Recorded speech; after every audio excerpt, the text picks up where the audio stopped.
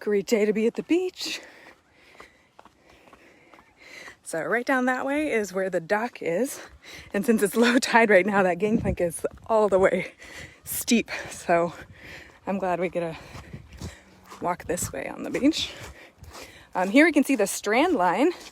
This is evidence of last night's and this morning's high tide. We walk across this really typical South Puget Sound beach substrate. This is all glacial till that was left behind by glaciers in the Ice Age. And when those glaciers stopped, when the temperature of our climate warmed, they just melted and dropped all the rocks that they had pushed around for thousands of years. And so sometimes you see really big rocks that were left in places. There's a few boulders over on that peninsula over there that we can see. And then there's sand as well that accumulates. So most of the sand comes not from the glaciers, but from rivers and streams that push the sediment from higher elevations down, and it gets broken down and broken down and broken down. Lots of shell debris here too. These are all purple varnish clams, which is a really common clam in this kind of sandy, rocky mixed habitat. So we're catching up to our team over here. I apologize for the wind noise. I can't really do anything about it, but hopefully if I hold the microphone close to my hand, or close to my mouth, I should be able to, you should still be able to hear me. You can see the substrate is really soft because there's lots of footprints in it. Some beaches have hard packed sand with kind of heavy wave action. This beach is protected on all sides, and so it receives very little flushing and scouring from the waves. But that doesn't mean there's not a lot of life here, because there is a ton. So we'll go investigate. I'm seeing evidence already of some sand dollars that are here. Ooh, we'll flip this little one over. Here we go. There's our sand dollar. You can see just kind of sparkling a little bit. There is a big pocket of sand dollars here, and I'm going to do my best to walk around them and not over them. They are tough little creatures, but they can't stand the weight of me on them. Oh, here's something that's cool. I get asked about this all the time. Okay, what is this weird pile? It's poop. This is a lugworm burrow excavated. So these worms have U-shaped tunnels, and they may look like that, a little tiny hole on one side, and then they poop out clean sand on the other. So anytime you see one of these, you know you're near a lugworm. There's also lots of little crabs here. Those little green shore crabs. Pretty cute. All right, I'll come back and talk about sand dollars in a moment, but I want to get over here because I've noticed they've pulled up their first seine. So we'll get a good look at the fish that are living just off the shore here. And seining is a great way for scientists to get kind of just a snapshot of what's right at the edge of the shore. So we note things like what time we seined, what the tide was doing, what the weather's like, what the visibility in the water, the turbidity is. And all that information can be used to help scientists understand more about why we see certain fish and why we don't see certain others. And just because we don't catch it in the seine doesn't mean it's not here. It just means we weren't lucky enough.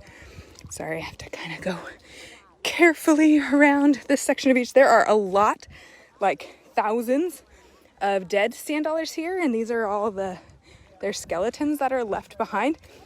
There's also a ton of live sand dollars here. They just tend to be buried. So they're underneath the top layer of sand.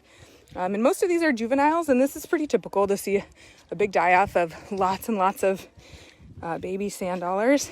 And then the strongest and biggest ones will bury down and survive and grow. So there's a lot. It looks like there's a lot of death here, but I promise it's not that bad. And then check it out. We're seeing a ton of these tube worms. This is like tube worm everywhere. Lots of this algae that's piling up here. It's kind of baking in the sun. It's quite pungent out here today, which, you know, is typical of a low tide sometimes. So here's our team doing a little last check of the net, and then we'll go see what they captured here. This is Dr. Mike Behrens heads up this program with Stina, and he's a professor at PLU in the biology department, so he's really an expert on all things fishy. Oh my word, and we've got shiner perch like crazy. Oh, he does have a big one.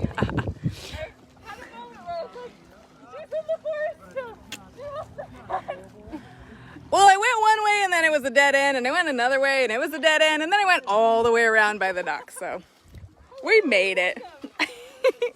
We've made it, but so here's their first haul. These are mostly shiner perch. Most likely it's going to be an issue. You can see that it's going to get infected. Tons and tons of them, and a lot of these are babies from this spring, which is cool. Now the official part comes with the counting.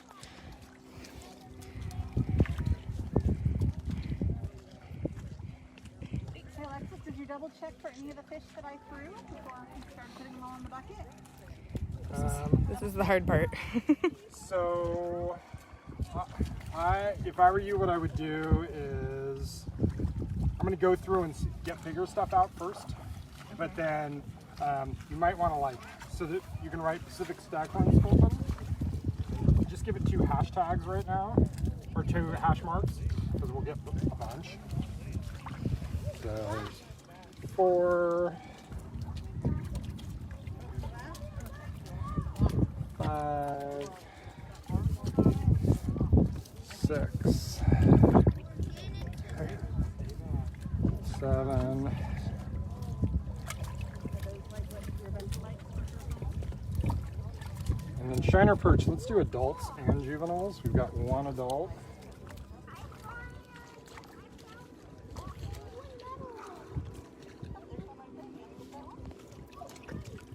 2 adults.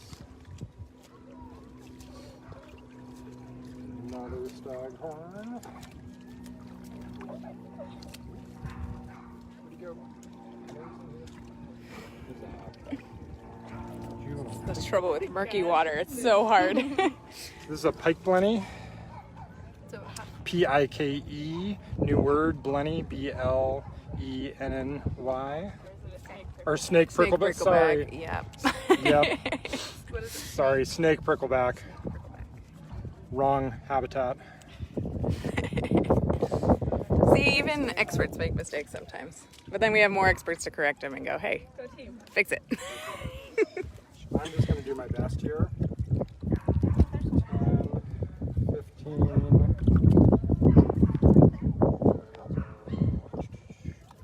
24,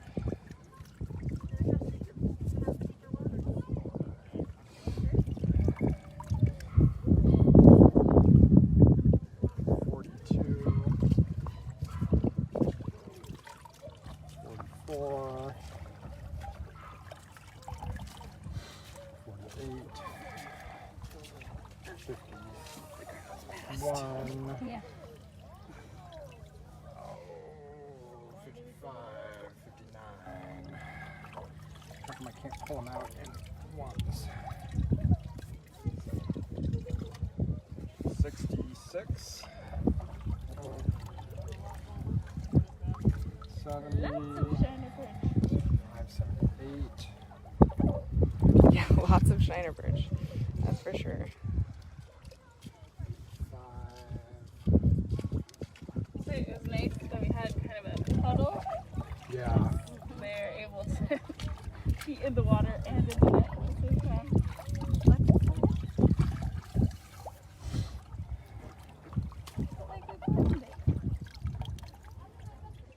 So Alexis, do you want to do me another big favor?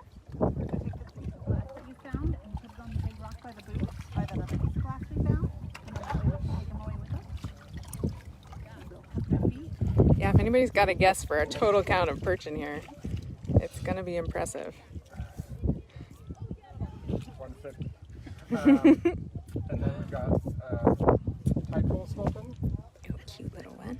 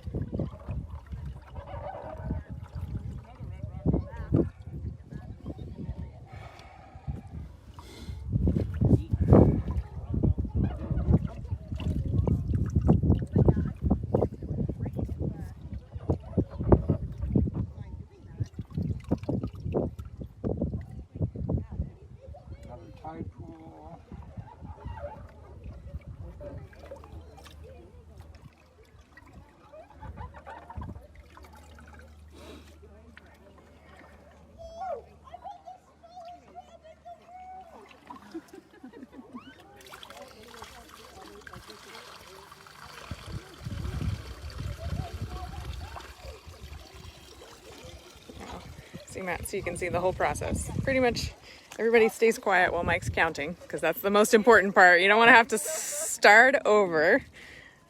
I'm at 192. Yeah, so, I mean, if she did... And we're looking, there's quite a few people on the beach today, enjoying the low tide. Hardly anybody out on the long peninsula out there.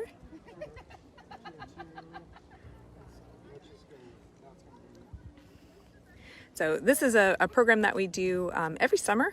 So we'll go out and seine at, I think, 8 or 9 different beaches. And then we'll compare our data year to year so that we can get a good understanding of any changes that might be taking place or any kind of anomalies, because we see that too sometimes. And this is the time of year I would have predicted that we would see lots of those surf perch, those little shiners. This time of year they have live birth, which is kind of amazing. When they're about dime sized, kind of a swollen female will just wiggle. We call it the birth torque, and all of a sudden a little dime sized miniature fish shows up right next to them, which is cool. While they're tallying up those things, I can talk to you a little bit about the smaller creatures that are hanging out here in this very mud flatty type habitat. We've got some green shore crabs here. These are the hairier of the 2 shore crabs that we have. These ones have tiny little hairs on their legs. These two, I don't really want to lift them up. They're pretty well protected here in the sand. Really kind of cool to see that. Yeah, we can take a quick close-up maybe. See what we've got. Stina's gonna hold on to maybe a staghorn sculpin. That's what I'm going for. They are a really cool common fish in the intertidal. Baby shiner perch. There's just another bunch of shiner perch in here. If you've ever gone fishing off of the shore, chances are good that you've caught one of these. Most people call them bullheads. That's what I grew up calling them. And look at those 3-pronged little spines that come up off of their head, and that's an adaptation that helps them not to get eaten. So a seagull might spit out this fish and give it another chance at survival. At least that's the hope. Identifying characteristic is this black spot on the dorsal fin. Yeah. Doing an awkward job of showing. It's all right, we saw it. Yeah, they have a nice spot there. They have kind of wide wing-like pectoral fins that they'll kind of sweep out over the substrate. And this is a fish that doesn't really swim high. They like to be, they're really bottom dwellers. And if you look at their face, you can tell that by their eyes being on the top of their head and their body being kind of tadpole shaped. The underside of their body is a bright white color. I don't know if Stina can safely show you that, but they're bright white, which tells you they don't get a lot of high swimming time, because that would put them at risk for a predator from below seeing them. So they tend to stay right on the bottom. Cool. And they have a big mouth, so they can be a good ambush predator. They'll just sit on the bottom and wait for somebody delicious to swim by, usually shrimp, crab. All right, our seine is getting ready to come in again, so Stina's gonna hustle and release those guys. And we do a seine in a slightly different position than we did the first one, so we're moving down the beach some to survey. The hardest part of seining is avoiding things like these rocks, because you can imagine how difficult that would be to go around one of them. There's a lead line at the bottom that is weighted to try to keep it along the bottom, and then the float line at the top. And then our team here is going to do the taco, which we lovingly call it. What they'll do is they'll grab the bottom, the lead line, pinch it together to get any fish that are trapped inside all the way on the inside. Then we'll walk it up a beach a little ways. And then our volunteers, this is the hardest part, is the mad scramble to get all of these little fish scooped up into the bucket or into the little clear container there. And again, we see lots and lots of perch. We kind of tend to grab the ones that are going to escape first, so the large ones. And these fish are out of the water for less than a minute if we were doing our job correctly, so we try to go fast. Oh, you found a cool weird thing. You found a squid egg. Squid egg? Yeah. Let's see if there's any squid inside this squid egg. Sometimes you can see the little babies on the inside when they get squishy like this. But you can go ahead and set it back. We'll go walk along the beach and see if we can find some squid eggs here in a second. Oh, there's some in your transects. Okay, cool. So we'll definitely go be able to focus on those guys. All right, and just like that, most of the fish are in the bucket. And then the count begins. So before the water gets all messed up, let me try to show you. It's mostly shiner perch again, with a couple of little staghorn sculpin, and maybe some tidepool sculpin in there too. Other things that we have seen at this beach is we've seen pipefish, which are really cool. Various other types of sculpin, like buffalo sculpin, have been spotted here too. And then, yeah, baby salmon occasionally, although we try not to target the salmon.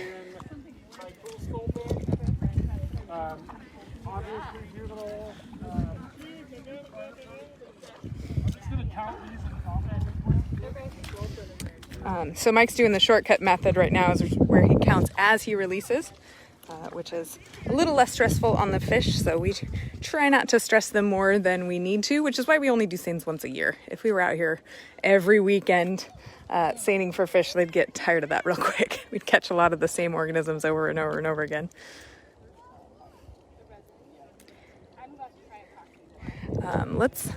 While we're waiting for that, let's go poke around over here and see what we can see. Okay, so there were 48. It's really squishy habitat here, mixed with rocky cobble. So that creates a unique opportunity for animals that are soft-bodied, that can go down into the mud, things like worms, and shrimp and things like that. And then there's also the animals that need a hard substrate to survive. So I'm going to find a rock that looks like a good one to flip. And when I'm filming, I tend to flip rocks that are pretty small enough that I can lift with my hand. So this one here looks like a good one. I also look for kind of space underneath the rock, because if it's totally wedged down in the sand, there's not going to be anything interesting to look at. So I'm just going to gently roll this rock back, and look right there. Already we see some animals. This is a woody chitin, and chitins are really primitive snail-like animals that have been around since the time of the dinosaurs, and they have these 8 plates on their back, and they're kind of held in place by this fleshy girdle. Oh, look at that, he's gonna move. They don't move very fast, but they do skedaddle. Look at him going as fast as he can. Some recent research on chitins has shown us that they can see. They have eye spots, and they're actually on their shell. So they have calcium carbonate eyes, which is just amazing. You never would have guessed that that was true. Down here in the puddle, there's a lot of crustaceans swimming about. I see some Sitka shrimp. I see this little juvenile crab. This looks like a baby red rock crab. There's a couple worms swimming around. On the rock again, we have some more snails. These are dove snails, and some large barnacles. And I want to make sure that when I put this back, I'm not injuring the animals on the rock or the animals underneath. So that's the reason why we say to flip smaller rocks that you're able to lift. We've got a cool hermit crab right here. And the hermit crabs will utilize the shells that are created by the snails, and they'll use them to protect their soft abdomen. A crab can survive without a shell. Look at this teeny tiny one over here. They can survive without a shell, but they're unprotected. Wow, this chitin is this is the fastest chitin I've ever seen. He totally did like a 180 and is zooming away. Oh, and check it out, right up here, there is a scale worm, a type of polychaete worm, and this is a free-living one, but a lot of them are commensal, which means they live on or under other organisms. Sea stars tend to have a lot of scale worm commensals living with them. So cool. Lots of life just on this one tiny rock here in the Intertidal, and you can imagine that the same life is present underneath all of these rocks. Ooh, there was a clam that just squirted up here. Lots of things buried in the substrate. So let me carefully place this rock back. where it was. And I can always tell which direction it was because the top surface will have algae and barnacles living on it. The bottom surface is pretty smooth. Ooh, and here's a cool creature. This is one of my favorite crabs. This is a black-clawed mud crab, even though this individual's claws aren't really very black. I can still tell by that kind of pentagon-shaped shell that they have. And we'll just let him go right back down and bury himself. A lot of the more mobile animals, when you turn a rock, they move. They get out of the way, which is kind of cool here. Oh, they've got a really big red rock crab over here.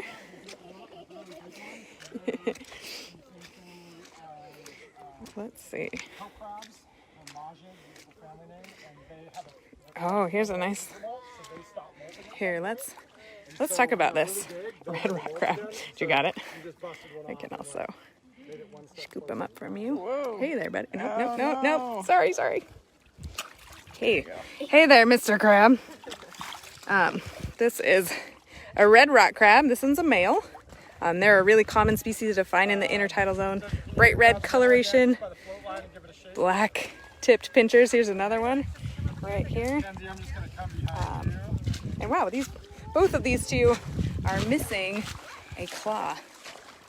They can regrow them if they have enough molt time left in their life.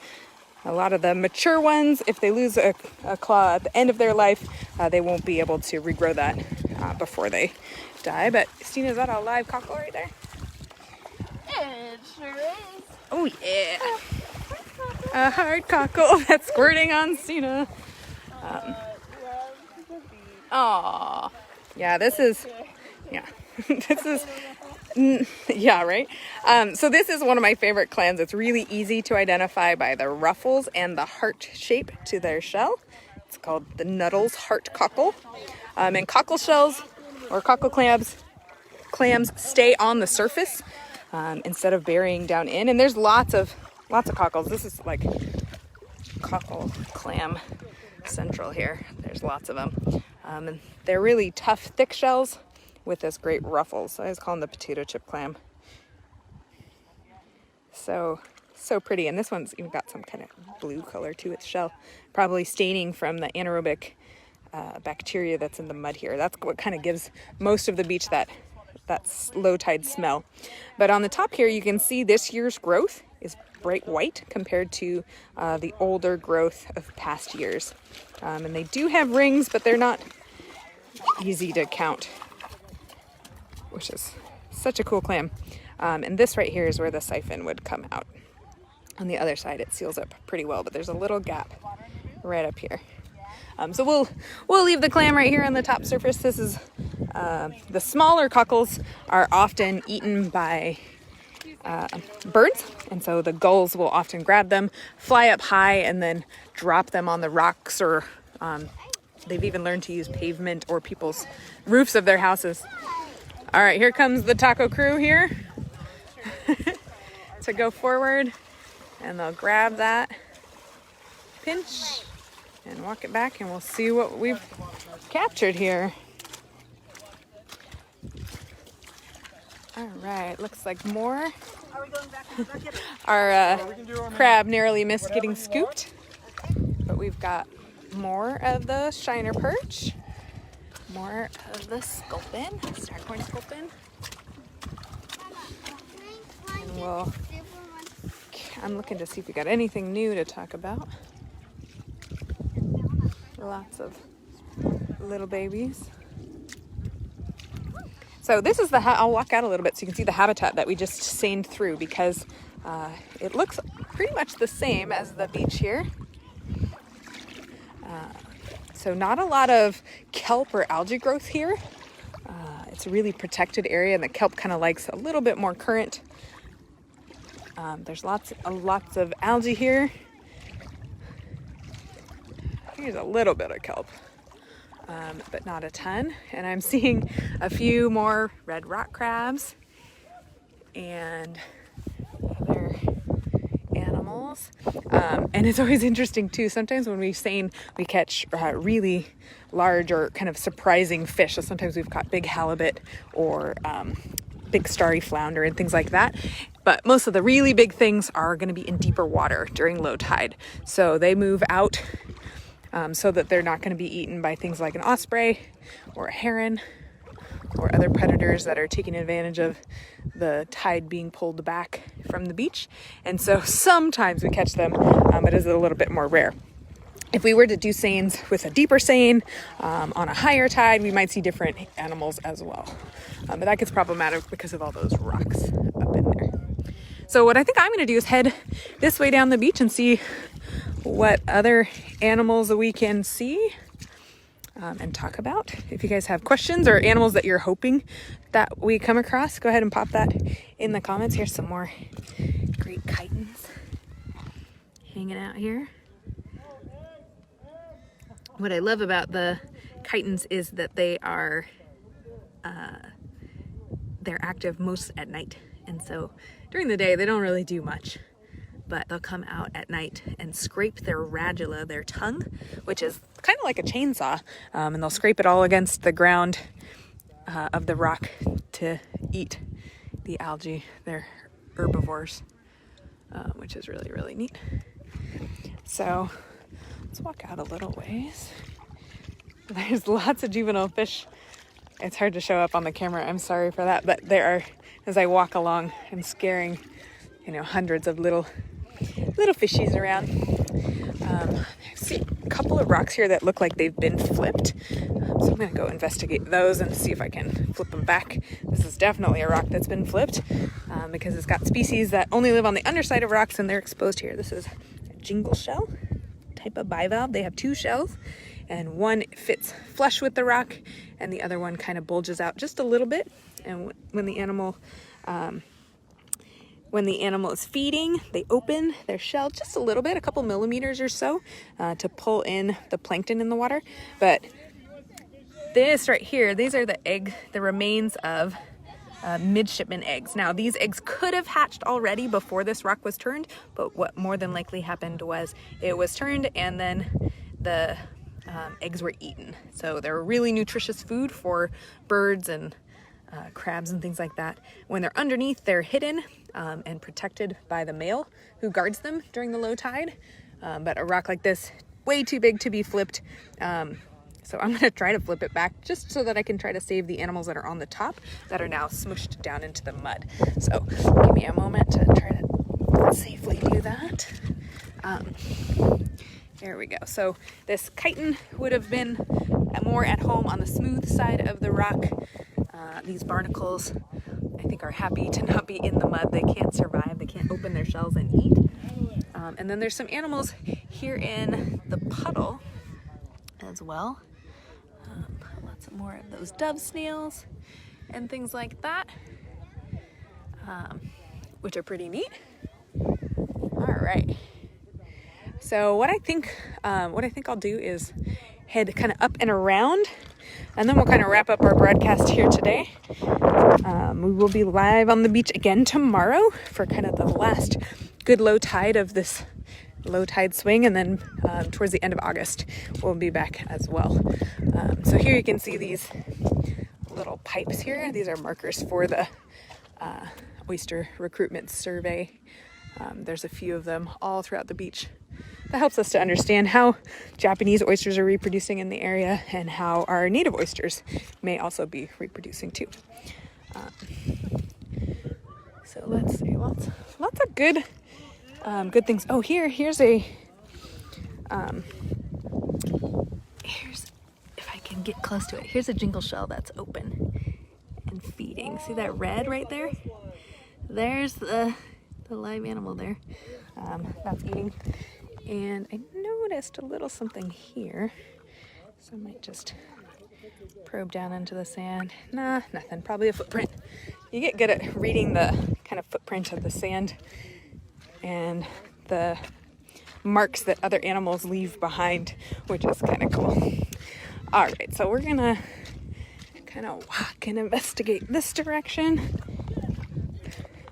It's really interesting how this beach really changes territories fairly quickly. So I'm no longer in the muddy silt. I'm in some clay area, and there's larger gravel and cobble here. So we've got kind of a, oh man, stuff like this drives me crazy. I get really excited because I see something that's red on the beach and I go, oh, what is it? Oh no, it's just a piece of bark from the madrona tree. Oh, here's a good example of the oysters that are here. So this is a Japanese oyster. It's got lots of other things living on it. This is pretty typical. If you're a calcareous or a shelled sessile organism, meaning you have a calcium shell and you don't move, it's a good idea to land on other calcium shells that can't move, because it's proof that you can survive in that habitat. So oysters tend to live on other oysters. So here's an oyster or two, and they tend to kind of sandwich together. And so that's where the rule for oyster harvesting comes from, that you should leave oysters on the beach, because the larvae from the next generation will settle. Yeah, see, here's a nice big oyster. There's tons of them here. And oysters are amazing filter feeders. They pull plankton from the water, and they really clarify and clean the beach, which is cool and fascinating. Now we're totally in shore crab territory here, and I can tell because the ground is wet beneath these rocks. So if I were to turn over one of these rocks, I should see lots of green shore crabs. And there they are. Green shore crabs as well as hermit crabs. So here we've got a little colony of hermit crabs. Ooh, there's some flatworms there on the rock. Flatworms are an awesome species. They're not true worms. They're not like the ones you see in your yard, the earthworms. These guys are platyhelminthes, which is a big fancy word that means flatworm. And they have two little eye spots, which I think is fascinating. So they can see a little bit. Super cute. This is one of Stina's favorite animals to talk about. And then also here, we've got a little mussel, a juvenile mussel, and it's really demonstrating well the byssal threads that mussels use to attach. So mussels are another sessile animal. They don't really move around much once they settle. They can move a tiny bit by kind of walking those threads around, but generally once they find a good spot, they stick there. And this one is stuck down to this larger rock as well as this little pebble here, and it's holding on to both of them. All right, so I'm gonna lift and set this back. Trying not to squish any little tiny crabs. That's always the hardest part about doing a beach walk, is making sure you're not going to injure the little animals, the tiniest, most vulnerable of them. So I'm going to actually go, it looks like there's a log here. I'll go investigate that, and then we'll kind of wrap things up for today. If you like this content that we're bringing you, we would love you to share it, help get the word out, help other people learn about this habitat and know how to take care of it and kind of learn the most about it. We would love that information to get spread out. Our mission is to inspire stewardship, and we do that by creating learning opportunities. So right now, all of those learning opportunities are digital, so you can tune in watching them live like you are right now, or after the fact later on YouTube. And then we love it when you share and subscribe and follow and all of that. We also do have, this looks like a fairly fresh log. There's not a ton of life on it, and it's pretty solid still. There's probably some little crab things in that crack, but I can't quite see them. And mostly just barnacles on the edge, so. All right, nothing too exciting here. We are also active on TikTok as well. So after this video, I think I'm actually going to pop over to TikTok as well to try to get some of those fans exposed to this great habitat on the beach. We realize not everybody's on Facebook, so we want to reach as far as we can. So YouTube, TikTok, Instagram, and of course Facebook are the ways that we've been bringing you digital programming. And it's just an absolutely gorgeous day with really clear water, so we should, oh yeah, look at all the little fish. Should be able to see plenty of cool creatures. And if you're able to get out to the beach this week, tomorrow is your best bet. Low tides, I think, are right around noonish, maybe a little later than noon. Oh yeah, see, here's another rock that got flipped with the eggs got eaten. Bummer.